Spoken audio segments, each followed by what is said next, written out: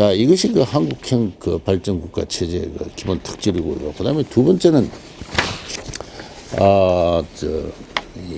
매우 강력하고 민활하게 작동한 집행과 조정의 시스템이 있다. 그렇게 이야기를 합니다. 정부가 목표만 정해놓고 그냥 가만히 손 놓고 있으면 아무 일도 되지 않습니다. 1967년에 수출 3억 불이다 목표를 정해놓고 그냥 정부가 손 놓고 있으면 그게 안 되는 거예요. 하루하루 일일 점검에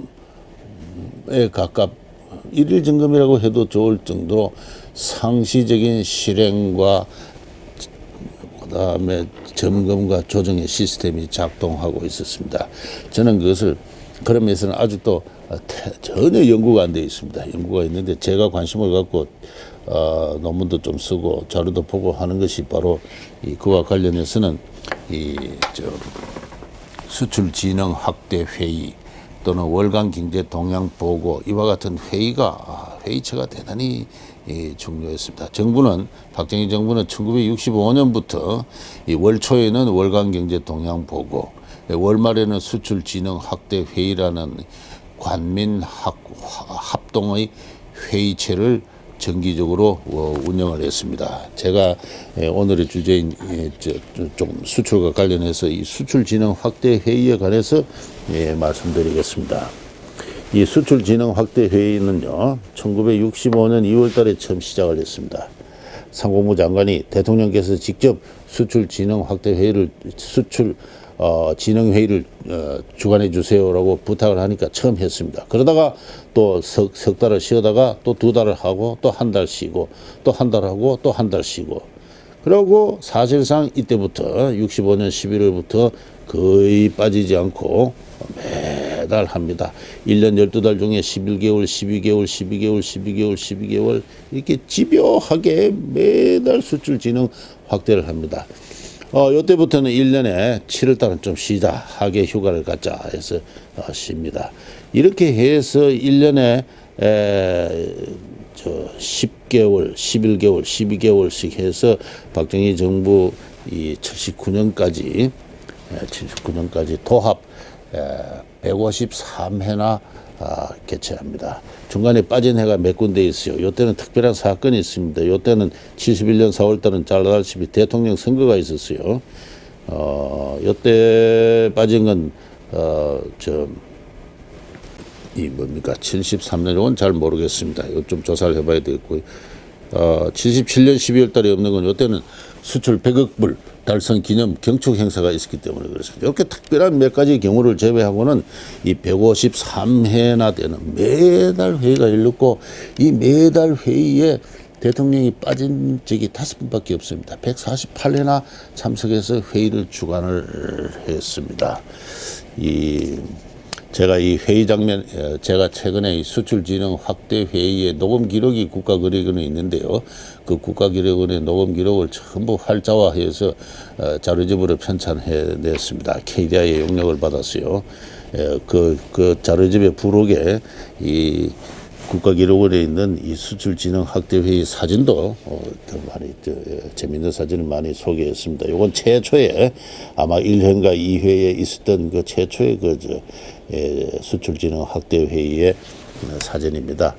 브리핑 차트를 두 사람이 넘기고 있고 박 대통령이 바로 앞에 앉아서 열심히 듣고 있습니다. 한 20명 정도가 초기에는 이런 정도의 규모였어요. 회의가 2시간, 3시간씩 하니까 담배를 참을 수 없어가지고 강요들이 담배를 피우는 장면들이 이게 나옵니다.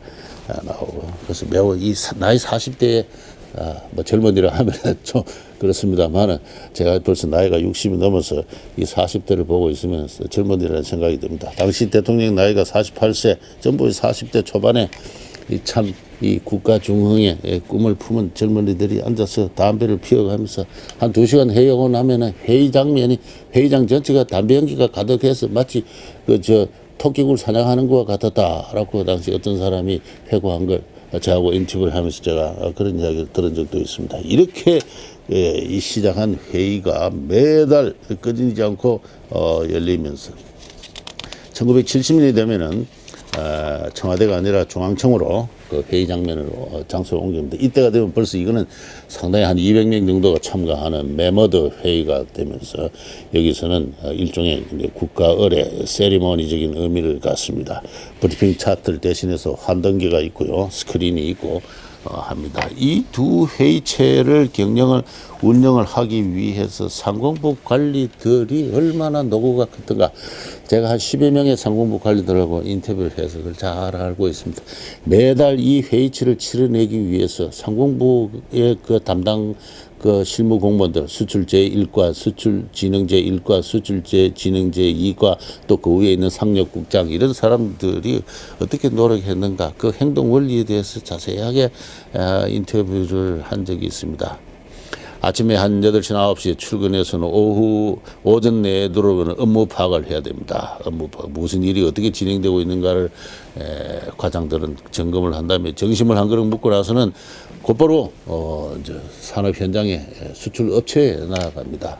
왜냐하면 이 수출 계획 자체가 산업별로, 품목별로, 또 지역별로, 뭐 경기도면 경기도 얼마, 그다음에 심지어는 공장별로까지 전부 다 의견을 들어서 작성한 계획입니다. 연간 한 10억 달러 한다 하면은 그냥 막연하게 10억 달러 된 것이 아니라 그 전에 한 6월 달부터 그 다음에 수출 실적을 잡기 위해서 공장 단위의 사정을 청취해서 만든 계획인데, 실적을 점검해 보니까 어느 공장에서 수출이 제대로 안 되고 있다 하면은 수출제 1, 진행 1 과장들 거기 나가야 됩니다.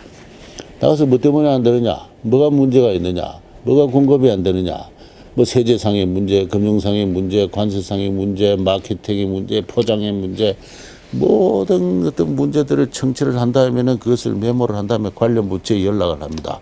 그러면 세제 금융과 관련해서는 재무부 관료, 뭐 기타 관련 부처의 과장들이 일주일에 한두 번씩 모여서 회의를 합니다. 그렇게 조정을 해야 수출이 되죠. 그렇게 부처 간에 조정을 하지 않으면은 매달 열리는 이 수출 진흥 확대 회의에서 그 진행 상황이 체크가 됩니다. 그러면 자기의 관료로서 인생에 큰 타격이 오는 거죠. 그 수출 진흥 과장 뭐 하고 있길래 이런 문제를 아직 해결하고 못 하고 있어, 이렇게 됩니다. 그래서 부처 간의 긴밀한 협의가 이루어집니다. 끝내 협의를 하지 않을 경우, 예를 들어서 수출 금융의 금리를 낮춰야 됩니다. 끝내 협의가 안 돼가지고 그 상태 그대로 회의에 보고된 적이 있어요. 그러고 나서 재무부 이조국장이 경을 쳤습니다. 뭐 그런 일이 한두 번 있고 나서부터는 전 부처가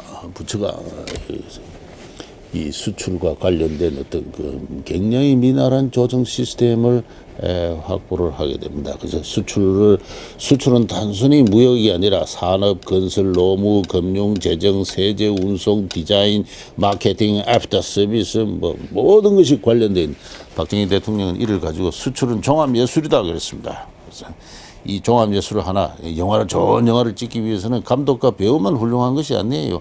소재, 조명을 비추는 어떤 말단 기사에서부터 부품 소재를 만드는 지금까지 모두가 협조해서 최상의 종합예술, 하나의 걸작 영화가 나오듯이 수출이라는 것은 종합예술이다, 국력청화다, 그죠? 하는 이제 이러한 이념 통치 철학과 조정책에 위해서 이 회의를 운영을 했다는 걸 제가 말씀드리고, 이 월간 경제 동향 보고도 똑같이 이루어졌습니다. 여기는 주로 거시경제를 다룹니다. 수출이, 국제수지, 금리, 물가, 산업 구조 조정, 공기업 개혁, 뭐 이런 것들 다루는데, 거기에 대해서는 뭐 더 이상 이야기를 할 시간적인 여유가 없습니다. 이렇게 대단히 강력하고 민활하게 작동한 조정 시스템은 후진국에서 예가 없었다. 제가 아는 한 이스라엘과 말레이시아에서 한 1년 정도 한 적이 있습니다. 이 이야기를 다른 후진국의 정치 지도자들한테 하게 되면은 자기들은 이거 이런 거 우리나라에서 곤란하다. 우리나라 중에 우리나라 관료들이 이렇게 열심히 일하지 않는다고 그래요. 바로 이런 것이 가능하게 했던 게 뭐냐? 그게 바로 한국형 발전 국가제의 특질입니다. 그래서 이 상공부 관리들은 이 업계에 돌아와서 또 조정회를 하고, 그리고 저녁에 짜장면 한 그릇 먹고, 그러고 나서 또 밤늦게까지 그때 결제를 합니다. 그래서 10시나 11시에 퇴근하고. 제가 물어봤습니다. 뭐 여러분들한테 뭐 때문에 그렇게 열심히 일했습니까? 그 시대는 그렇게 하지 않으면 살아남을 수가 없다. 바로 그런 거대한 어떤 그 정부 차원에서 조직된 어떤 조정, 집행과 조정 시스템을 만들어냈다. 그것이 다른 나라가 복제할 수 없는 한국형 발전 국가 체제의 비밀이고, 그러한 의미에서 그 박정희 모델은 지금도 저는 유효하다고 생각합니다. 유효하다고. 지금 뭐 정부 정책 하나 만들어도 부처 간에 조정이 안 되잖아요. 조정이 안 됩니다. 뭐 민주화, 뭐 행정 자율화 해서 조정이 안 되는 거죠. 민주화도 좋고 자율화도 좋지만은 조정이 안 되는 거, 이거 어떻게 해결할 거냐? 이 시대의 인간들의, 우리 선인들의 행동 원리로부터 좀 배워야 된다, 이렇게 생각합니다. 그리고 마지막으로 한 가지 한국형 발전국가 체제의 비밀, 특질, 역시 제가 지난 시간에도 누차 강조를 했습니다만, 제가 지금까지 뭐 박정희 대통령의 업적만 강조한 것 뜻이 들릴지 모르겠습니다. 절대 그렇지 않습니다. 박정희 대통령은 산업의 사령관이었죠. 최고 사령관이었습니다. 사령관만 갖고 전쟁을 할 수가 없습니다. 그 밑에 아주 훌륭한 지휘관들이 있고 참모들이 있고, 그리고 전투를 수행하는 어떤 그 병사 집단들이 있습니다. 소위 한국의 우수한 기업가, 엔지니어, 숭령공들, 바로 그들은 우수한 인적 자본이 역사적으로 축적되어 있었다. 이 한국의 우수한 인적 자본이 어떻게 축적되었는가, 이 설명하자면 기입니다. 저는 15세기까지 올라가야 된다고 생각합니다. 조선왕조 500년간, 그리고 일제 억압하에서의 또 35년간 그 시대를 거치면서, 그리고 지난 시간에 이야기한 대로 1950년대에 또 그 과정에서, 특히 50년대의 교육혁명 과정에서 매우 우수한 인적 자본이 형성되었습니다. 산업의 전통이 별로 없는 나라에서 어떻게 해서 갑자기 국제적 경쟁력을 갖춘 대규모 공장을 짓느냐, 그것도 주도적으로. 그럼 혹시 한국인들의 능력의 문제입니다. 대표적인 게 바로 현대조선이에요. 1973년에 현대조선 중공업이 설립되었습니다. 다자 아시는 대로 정규영 씨가 영국 금융가에서 금융을 하죠. 그리고 그리스 유조선 두 척을 주문을 확보합니다. 영국에서 금융했기 때문에 영국의 그 조선 기술자와 설계자들이 돌아왔어요. 그러나 이미 영국의 조선 산업은 사양 산업이었습니다. 전통적으로 야드 위에서 숭늉공들이 철판 하나하나를 용접해 붙이는 그런 식으로 배를 만드는 기술입니다.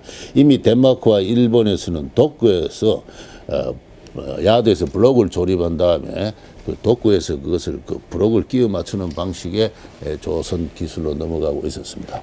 현대 조선은 이 도구형, 블록형 어떤 조립 모형을 택합니다. 그러나 설계도는 그게 그렇지 않아요. 그래서 여기서 문제가 발생합니다. 이걸 어떻게 조정할 거냐. 그래서 회사의 초창기 CEO는 덴마크의 그 조선 회사의 사장을 모셨습니다. 블록 조립형 어떤 전문 CEO죠. 설계도하고 맞지 않아서 수많은 문제가 발생을 합니다. 따라서 정주영 씨는 일본의 가와사키 중공업에게 설계, 소위 말해서 조립에 관한 설계 기술의 자문을 지원을 요청합니다. 가와사키는 그때 세계 최대 조선소였어요. 넘쳐나는 주문을 소화할 수 없었기 때문에, 바다 건너 한국에 자기들의 분공장, 하청 공장이 하나 있으면 좋겠다 하는 그런 뜻에서 조립 설계 지원을 합니다. 그렇게 해서 가와사키 기술자들이 와가지고 실제로 초창기 조립 기술을 제공을 합니다. 그리고 가와사키는 또 자기들이 발주받아서 소화할 수 없는 홍콩 유조선 세 척을 또 현대에 넘깁니다. 이런 식으로 가와사키의 전폭적인 지원 하에서 서로 다른 꿈을 갖고 합니다. 그래서 지원을 했습니다만은 현대는 어떤 일을 했느냐? 영국의 기술자, 덴마크 기술자, 일본 기술자, 이 어느 한 군데도 종속되지 않고 서로 경쟁을 시키면서 3년 만에 76년에 현대 나름의 설계와 조립 능력을 확보합니다. 그걸 어떻게 상상이나 할 수가 있었겠어요? 나중에 가와사키 중공업의 기술자들이 회고한 내용이 있습니다. 이 고려대학의 배승만 그 교수가 그 가와사키 중공업의 파견된 기술자들과 인터뷰를 해서 쓴 논문을 읽어보면 자기들은 현대가 3년 만에 자기들이 100년에 걸쳐서 일본의 조선업이 1907년부터 시작하는데요. 한 70년에 걸쳐서 이룩한 것을 3년 만에 해낼지 상상도 못했다고 그럽니다. 뭐 때문에 그렇게 가능했느냐? 한국의 우수한 경영진, 어떠한 난관에도 굴하지 않는 정신, 그리고 국제 정세에 대한 어떤 발금, 그리고 임기응변의 능력, 그리고 기업가의 명을 받아가지고 불철주야 노력하고 선진 기술을 학습하고 실행하고 또 개량할 수 있는 능력을 갖는 한국의 우수한 엔지니어들, 다 공과대학 출신들이죠. 그런 사람들이 소위 산업보국, 조국 근대화 일념으로 뭉쳐서 그런 일을 해낼 줄은 자기는 상상하지 못했다. 그렇게 이야기를 합니다. 바로 그런 식으로 한국의 우수한 인적 자본가가 또 한국형 발전 국가 체제의 세 번째 특질입니다. 그리고 마지막으로 간단하게 한마디 더 할 것은, 제가 이런 이야기를 하면은 학회에 나가서 발표를 하게 되면은 사람들은, 많은 경제학자들은 비판을 합니다. 좋다, 뭐 다 좋은 이야기다. 그러나 그런 성취를 했음에도 불구하고 비용이 크다, 그렇게 이야기를 합니다. 많은 경제학자들은 어떤 그 시장의 자율성, 효율성을 이야기를 합니다. 시장의 자유가 박정희 정부가 그렇게 하지 않았더라도 한국 경제는 고도 성장을 했을 것이다. 박정희 정부는 오히려 경제에 깊숙이 개입하고 자원을 주도적으로 배분함으로써 오히려 많은 낭비와 비용을 초래했다. 그래서 1970년대 중화공업화 정책은 너무나 큰 비용을 초래했다라고 하면서 몇 가지 통계 자료를 제시를 합니다. 보통 그렇게 많이들 이야기를 합니다. 그러나 저는 그런 이야기에 찬성을 할 수 없습니다. 오늘날 현실을 살고 있는 경제학자들이 그들의 이론의 관점에서 역사를 재단하는 거죠. 역사적 상황, 그 시대의 구체적 상황으로 돌아가게 되면은 시장 경제가 뭔지, 시장 경제, 자유시장 경제가 뭔지를 정확하게 이해하는 사람이 없었고, 또 자유시장 경제는 존재하지 않았습니다. 제가 이야기하는 시장이라는 것은 결국은 그 경제 주체들이 생산하고 교류하는 지식 수준의 문제입니다. 지식이 축적되지 않고 지식의 수준이 아주 낮을 때는 아무리 그 행동에 자유를 부여해도 자유시장 경제가 성립하지 않습니다. 오늘날 많은 후진국에서 고민하고 있는 문제가 그런 문제예요. 당시 사람들은, 당시 한국의 이 일반적인 어떤 경제 주체들이 보유한 지식의 수준을 가지고 국제 경쟁력이 있는 어떤 제품을 생산해서 해외에 수출할 수 있었느냐? 저는 그렇게 생각하지 않습니다. 정부 개입은 그 시대 상황으로서는 필수 불가결한 조건이었고, 거기에 대해서 이 일을 다는 사람은 아무도 없었습니다. 오히려 다음 시간에 말씀드리겠습니다만, 정부 개입에 다른 방식을 주장했죠. 대기업 중심이 아니라 농업과 중소기업 중심의 소위 대중경제를 이야기하는 사람들이 박정희를 비판을 했습니다. 누구도 시장 자유화를 이야기하지 않았습니다.